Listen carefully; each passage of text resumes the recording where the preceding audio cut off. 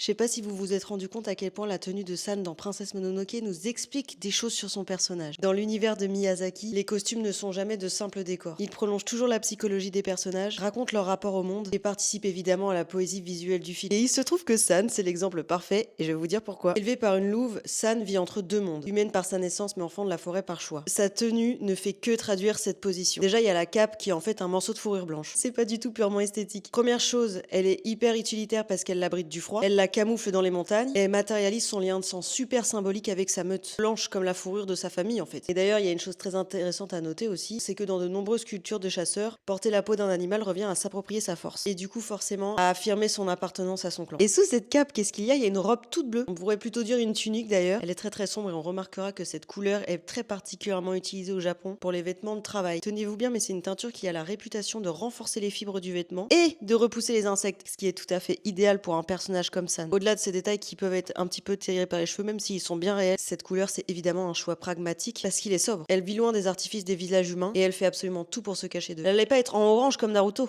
Le moindre détail est pensé et c'est pour ça que ces films sont si fabuleux. Moi ça me rend dingue. Évidemment, il y a son masque iconique et là il y a plein de références pour Miyazaki. Et aussi beaucoup plus simplement et globalement, les masques de théâtre et de rituels japonais pouvant représenter des divinités, des esprits ou des animaux protecteurs. Et ce qui est beau, c'est qu'elle a un peu tout ça en même temps, San. Et que je vous dise, le truc qui est encore plus beau là-dedans, c'est que le résultat de ce masque n'appartient à aucun peuple précis. C'est un masque hors du temps et universel que tout le monde peut comprendre, qui donne à San l'aura d'un esprit plus que celui d'une guerrière. D'ailleurs, ce rouge éclatant tranche avec la neutralité de son outfit. Dès qu'elle le met, c'est pour en découdre de toute façon. Donc l'idée de ce masque, c'est qu'on le voit, qu'il fasse peur. On peut pas l'ignorer. Ces accessoires complètent évidemment toute cette identité. Un collier de dents animales, symbole de chasse et qui fait lien avec la vie sauvage, tout simplement. Des boucles d'oreilles qui rappellent des ornements préhistoriques, je vous jure, c'est complètement dingue.